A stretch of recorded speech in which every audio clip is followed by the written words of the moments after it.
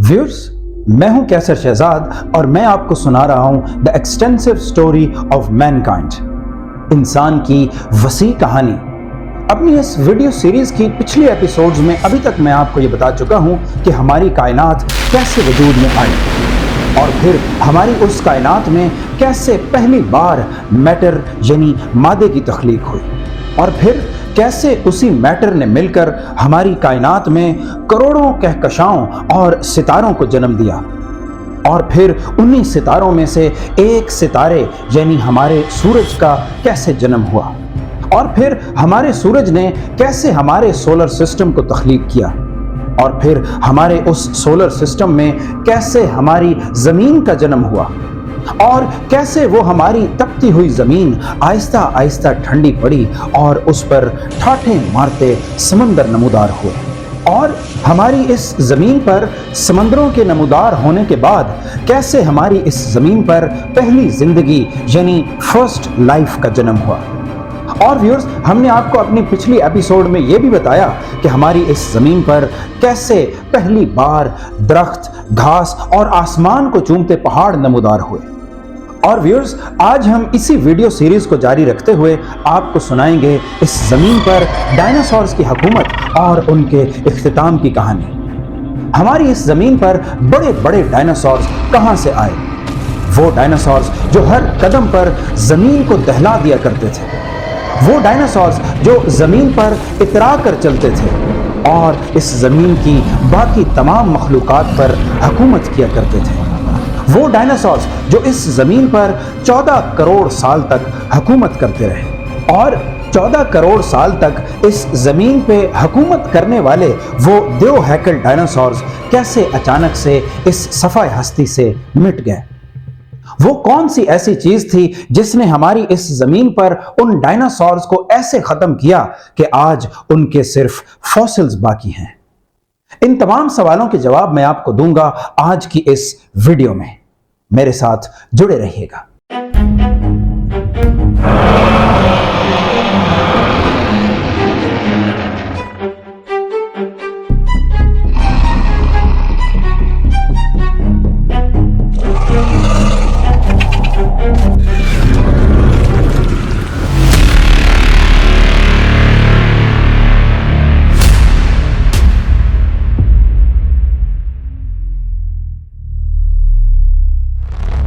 Viewers, जमीन पर dinosaurs की एग्जिस्टेंस को मेसोजोइक एरा में प्लेस किया गया है और व्यूअर्स, मेसोजोइक एरा 25 करोड़ साल से लेकर 6.5 करोड़ साल तक जारी रहा और व्यूअर्स, इस अरसे के दौरान जमीन पर हर तरफ डायनासोर्स नजर आते थे। मेसोजोइक एरा को 3 पीरियड्स में डिवाइड किया गया है: ट्रायसिक पीरियड, जुरासिक पीरियड और क्रिटेशियस पीरियड। सबसे पहला सवाल जो आपके जहन में आ सकता है वो ये कि इतने बड़े बड़े डायनासोर्स आखिर हमारी जमीन पर आए कहां से? तो व्यूअर्स, ये जानने के लिए मैं ये चाहूंगा कि आप इसी वीडियो सीरीज की पिछली एपिसोड को याद करें। पिछली एपिसोड में मैंने आपको ये बताया कि हमारी इस जमीन पर पर्मियन पीरियड के दौरान बहुत बड़ी तादाद में रेप्टाइल्स इवॉल्व हुए और व्यूअर्स, इन्हीं रेप्टाइल्स में एक ग्रुप था ऑर्कोसॉर्स।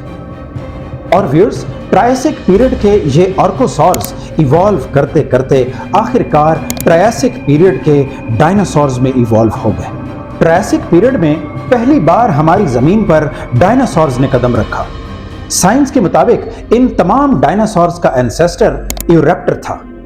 यूरैप्टर एक ऐसा डायनासोर था जिससे आने वाले दिनों में तमाम डायनासोर्स इवॉल्व करेंगे। ट्रायसिक पीरियड में डायनासोर्स की इतनी ज्यादा वैरायटी देखने में नहीं मिलती क्योंकि ट्रायसिक पीरियड डायनासोर्स की एवोल्यूशन का पहला पीरियड था और व्यूअर्स, ट्रायसिक पीरियड के बाद एक बहुत बड़ी डायनासोर्स की तादाद क्रिटेशियस पीरियड और जुरासिक पीरियड में नजर आई।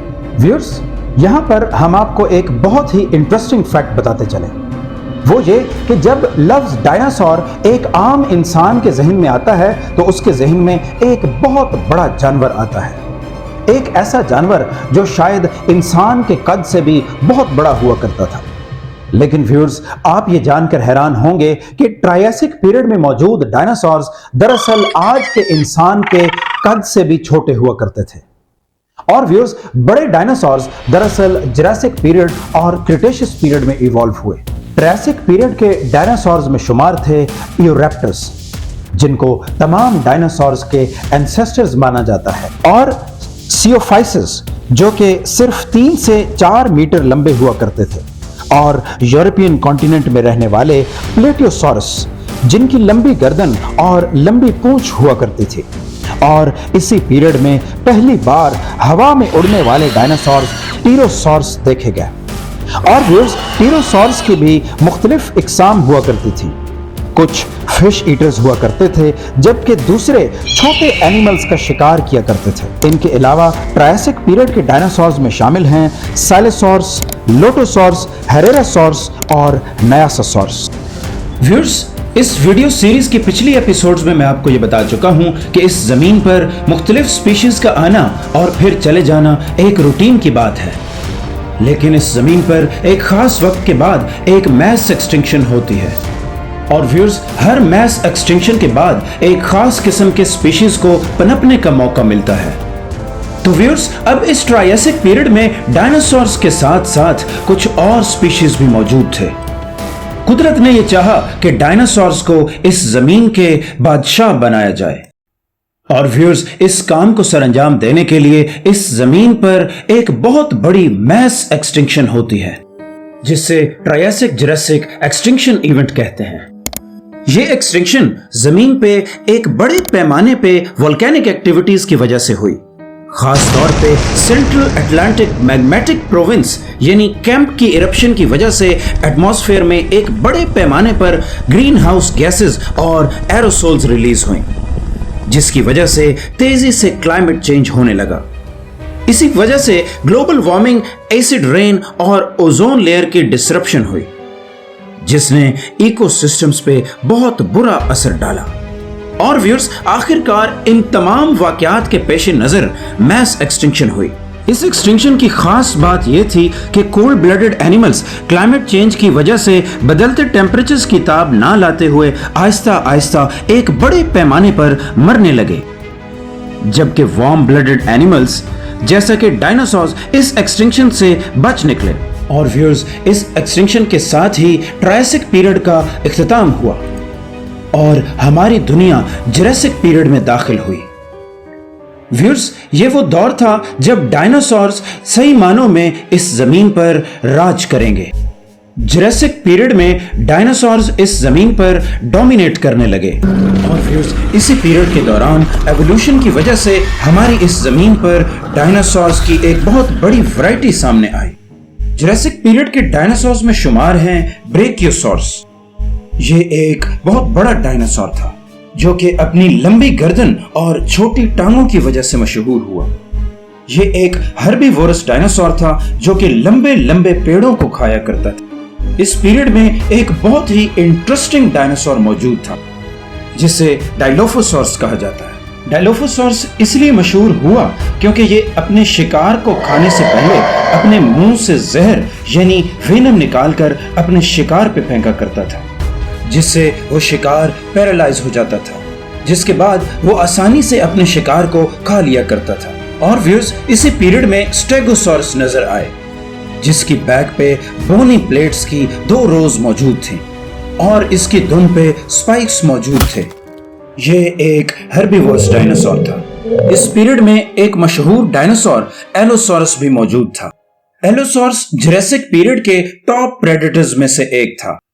इसका बड़ा सर, शार्प टीथ और पावरफुल बॉडी अपने शिकार को दबोचने के लिए काफी था।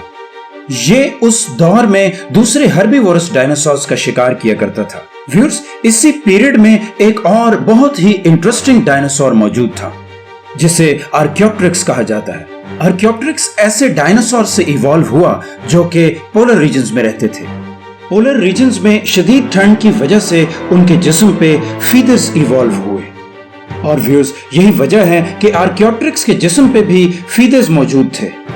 व्यूअर्स, आप ये जानकर हैरान होंगे कि आज के मॉडर्न बर्ड्स के एंसेस्टर्स भी दरअसल यही डायनासोर्स हैं। यानी हमें आज के दौर में नजर आने वाले बर्ड्स दरअसल इन्हीं डायनासोर से इवॉल्व हुए। साइंटिस्ट के मुताबिक आर्कियोप्टेरिक्स जैसे डायनासोर्स ही दरअसल एवोल्यूशनरी फेजेस से गुजरकर आखिरकार बर्ड्स की शक्ल अख्तियार कर गए। और व्यूअर्स, इन डायनासोर्स के अलावा जुरासिक पीरियड के डायनासोर्स में शामिल हैं टाइटेनोसॉर्स, डिप्लोडोकस, कैंट्रोसॉर्स और सीटियोसॉर्स। ट्रायसिक पीरियड की तरह जुरासिक पीरियड भी एक मैस एक्सटिंक्शन के साथ खत्म हो गया। बिल्कुल पिछली एक्सटिंक्शन की तरह जियोलॉजिक एक्टिविटी की वजह से हमारी जमीन पर वोल्केनिक एक्टिविटी बढ़ने लगी और जिसके बाद एक बहुत बड़ी मैस एक्सटिंक्शन हुई। और व्यूअर्स, इसी वोल्केनिक एक्टिविटी की आड़ में नेचर ने एक बहुत ही सिग्निफिकेंट रोल प्ले किया। वो ये कि अब इस जमीन का आखिरी सुपर कॉन्टिनेंट पेंजिया इस वोल्केनिक एक्टिविटी और अर्थ की प्लेट्स की मूवमेंट की वजह से आहिस्ता आहिस्ता टूटने लगा। और व्यूअर्स, पेंजिया आहिस्ता आहिस्ता टूटकर मौजूदा कॉन्टिनेंट्स की शक्ल अख्तियार कर जाएगा। और व्यूअर्स, इस मैस एक्सटिंक्शन के नतीजे में जहां जुरासिक पीरियड का इख्तिताम हुआ, वहीं क्रिटेशियस पीरियड का आगाज भी हुआ। क्रिटेशियस पीरियड के दौरान हमारी जमीन आज के मुकाबले में ज्यादा गर्म थी। और व्यूअर्स, क्रिटेशियस पीरियड के दौरान पेंजिया मुसलसल सिरकता गया और पेंजिया की इस मूवमेंट की वजह से आखिरकार क्रिटेशियस पीरियड के इख्तिताम तक ये पेंजिया आज के मॉडर्न कॉन्टिनेंट्स में तब्दील हो गया। और व्यूअर्स, पेंजिया की इस मूवमेंट की वजह से पहली बार अटलांटिक ओशन की ओपनिंग हुई। अगर डायनासोर्स के लेवल पर बात की जाए तो पिछले दोनों पीरियड्स के मुकाबले में क्रिटेशियस पीरियड में डायनासोर्स की सबसे बड़ी डाइवर्सिफिकेशन देखी गई। और व्यूअर्स, इसी पीरियड के दौरान ये डायनासोर्स तकरीबन तमाम कॉन्टिनेंट्स को पॉपुलेट कर चुके थे। व्यूअर्स, क्रिटेशियस पीरियड में अहम वाकयात में से एक अहम वाकया यह भी था कि आज इंडिया और पाकिस्तान में नजर आने वाले ग्रेट हिमालयन माउंटेन रेंजेस का जन्म भी इसी पीरियड में हुआ। जब पेंजिया मुसलसल मूव कर रहा था तो यूरेशियन प्लेट का टकराव इंडियन प्लेट के साथ हुआ। और व्यूअर्स, इन दोनों प्लेट्स के टकराव की वजह से ग्रेट हिमालयंस का जन्म हुआ। क्रिटेशियस पीरियड में डायनासोर्स की एक बहुत बड़ी वैरायटी जमीन के कोने कोने में फैल गई। इस पीरियड में वो तमाम डायनासोर्स मौजूद थे जिनका आप तसव्वुर कर सकते हैं। इसी पीरियड में मशहूर जमाना टी रेक्स यानी टायरेनोसॉरस रेक्स भी नजर आए। टी रेक्स अपने पावरफुल जॉज और साइज के लिए मशहूर था। ये डायनासोर तकरीबन 40 फुट लंबा और 20 फुट ऊंचा हुआ करता था। ये इतना पावरफुल था कि अपने शिकार को चीर फाड़ दिया करता था। टी रेक्स के अलावा इसी पीरियड में 3 सींगों वाले ट्राइसेरेप्टर्स नजर आए। इनके अलावा क्रिटेशियस पीरियड के डायनासोर्स में शुमार थे raptors, armoured dinosaurs, herbivorous dinosaurs, carnivorous dinosaurs, Titanosaurus और अर्जेंटिनोसॉरस। व्यूअर्स, क्रिटेशियस पीरियड में सब कुछ बहुत अच्छा चल रहा था। डायनासोर्स हर तरफ अपनी मनमानी कर रहे थे। लेकिन व्यूअर्स, जैसा कि मैंने आपको अपनी पिछली वीडियोस में यह बताया कि ये तमाम के तमाम स्पीशीज हमेशा के लिए जमीन पर राज नहीं करते। इनको किसी ना किसी मैस एक्सटिंक्शन से गुजरना पड़ता है। तो व्यूअर्स, कुछ ऐसे ही नेचर ने इन डायनासोर्स पर भी एक कयामत ढाई। आज से तकरीबन 66 मिलियन यानी 6 करोड़ साल पहले 10 से 15 किलोमीटर एक बड़ा एस्टेरॉयड बहुत तेजी से 30 किलोमीटर फी सेकंड की रफ्तार से जमीन की तरफ बढ़ रहा था। डायनासोर्स अपनी रूटीन में जमीन पर दंदना रहे थे, लेकिन उनको क्या मालूम था कि इस एस्टेरॉयड की शक्ल में उनकी मौत छुपी थी। ये एस्टेरॉयड आज के मैक्सिको में मौजूद युकटन पेनिनसुला में एक जोरदार तरीके से टकराता है। यही वजह है कि आज भी युकटन पेनिनसुला में उस एस्टेरॉयड के टकराने की वजह से 150 किलोमीटर चौड़ा और 20 किलोमीटर गहरा गड्ढा मौजूद है, जिसे आज चिक्सुलूब क्रेटर कहा जाता है। कुछ साइंसदानों के मुताबिक ये कोलिजन इतने जोरदार तरीके से हुआ कि उस एस्टेरॉयड के कुछ पीसेस चांद तक जा पहुंचे, और जो पीसेस चांद तक ना पहुंच सके वो जमीन की ग्रेविटी की वजह से आग के गोलों की सूरत में वापस जमीन पर बरसने लगे। इस टकराव ने जमीन की प्लेट्स को भी हिला कर रख दिया। और व्यूअर्स, इस टकराव के फौरी बाद हमारी जमीन पर एक बहुत बड़ा जल्जला आया जिसे मैग्नीट्यूड 12 अर्थक्वेक कहा जाता है। और व्यूअर्स, साइंसदानों के मुताबिक मैग्नीट्यूड 12 का अर्थक्वेक इतना ज्यादा होता है कि इसके लिए खुद जमीन से भी बड़ा फॉल्ट दरकार होता है। एक अंदाजे के मुताबिक एस्टेरॉयड की इस कोलिजन के नतीजे में होने वाली तबाही को अगर कंपेयर किया जाए तो वो हिरोशिमा और नागासाकी पे बरसाए जाने वाले एटॉमिक बॉम्ब से 1 अरब गुना ज्यादा थी। डायनासोर्स अपनी जान बचाने के लिए इधर उधर भाग रहे थे, लेकिन उनको ये मालूम ना था कि ये दिन उनका इस जमीन पर आखिरी दिन साबित होने वाला था। इस कोलिजन के फौरी बाद तकरीबन 2 किलोमीटर ऊंचा एक सुनामी आया और व्यूअर्स, इसके नतीजे में बहुत सी वोल्केनिक इरप्शंस होने लगी, जिसकी वजह से सल्फर डाइऑक्साइड, कार्बन डाइऑक्साइड और टॉक्सिक गैसेस हमारी जमीन के माहौल में शामिल होने लगी। और व्यूअर्स, यही टॉक्सिक गैसेस एसिड रेन की शक्ल में बरसने लगी और हमारी जमीन को मजीद पोल्यूट करने लगी, जिसकी वजह से हमारे समंदरों का पानी भी बहुत ही ज्यादा पोल्यूट हुआ और मैरीन स्पीशीज भी आहिस्ता आहिस्ता खत्म होने लगी। एक अंदाजे के मुताबिक इस कोलिजन के बाद तकरीबन 15 ट्रिलियन टन ऐश और डस्ट हमारी जमीन के एयर में शामिल हो गई। ये डस्ट पार्टिकल्स जब जमीन के माहौल में शामिल हुए तो आखिरकार सूरज की रोशनी को मुकम्मल तौर पर ब्लॉक कर दिया, जिसकी वजह से आहिस्ता आहिस्ता फोटोसिंथेसिस का प्रोसेस भी खत्म होने लगा, जिसकी वजह से जमीन पर ट्रीज और प्लांट्स भी खत्म होने लगे। और व्यूअर्स, इसी वजह से तकरीबन तमाम हर्बिवोरस एनिमल्स जो कि ट्रीज और प्लांट्स खाया करते थे वो भी खत्म होने लगे। व्यूअर्स, ये एक कयामत का मंजर था। हमारी जमीन एक न्यूक्लियर विंटर में जा चुकी थी और अगले 3 सालों तक हमारी जमीन पर तकरीबन फ्रीजिंग पॉइंट के टेम्परेचर्स मौजूद थे। इस टकराव के नतीजे में तकरीबन 75% अर्थ स्पीशीज इस सफाए हस्ती से मिट गई। साइंसदान इस एक्सटिंक्शन को क्रिटेशियस पेलियोजीन या केपीजी मैस एक्सटिंक्शन इवेंट के नाम से जानते हैं। और व्यूअर्स, इस एक्सटिंक्शन के बाद डायनासोर्स और क्रिटेशियस पीरियड तमाम हुआ और डायनासोर समेत वो तमाम एनिमल्स भी इस सफाए हस्ती से मिट गए जिनका वजन 25 किलोग्राम से ज्यादा था। इस इंपैक्ट के नतीजे में चंद स्पीशीज ही जिंदा बच पाए। कुछ एनिमल्स इस इंपैक्ट और एनवायरमेंटल चेंजेस से बचने के लिए जेरे जमीन गड्ढे बनाकर उनमें जा छुपे। अब व्यूअर्स, चूंकि इस इंपैक्ट के नतीजे में फोटोसिंथेसिस का प्रोसेस रुक चुका था और जमीन पर प्लांट्स और ट्रीज मौजूद न थे, तो जो बचे खुचे स्पीशीज थे वो स्कैवेंजर्स के तौर पर जिंदा रह रहे थे, यानी वो इस मैस एक्सटिंक्शन के नतीजे में मरने वाले डायनासोर्स और दूसरे डेड एनिमल्स की बॉडीज को खाकर जिंदा रह रहे थे। और व्यूअर्स, ये याद रहे कि इन बचने वाली स्पीशीज में फ्लाइंग डायनासोर्स भी मौजूद थे, क्योंकि उनका वेट 25 किलोग्राम से कम था। और व्यूअर्स, इंटरेस्टिंग बात यह कि यही flying dinosaurs Aahista Aahista modern birds में इवॉल्व हो जाएंगे। यही वजह है कि आज के ऑस्ट्रिच और चिकन सबसे ज्यादा परफेक्ट एंसेस्ट्री इन्हीं डायनासोर्स के साथ शेयर करते हैं। तो व्यूअर्स, इस कोलिजन के नतीजे में इस जमीन पर करोड़ों सालों तक राज करने वाले वो बड़े बड़े डायनासोर्स आखिरकार नेस्त नाबूद हो गए। साइंसदानों के मुताबिक dinosaurs sacrifice themselves for the emergence of man on earth, यानी इस जमीन पर इंसान उस वक्त तक नहीं आ सकता था जब तक कि इस जमीन से डायनासोर्स का सफाया ना हो जाए।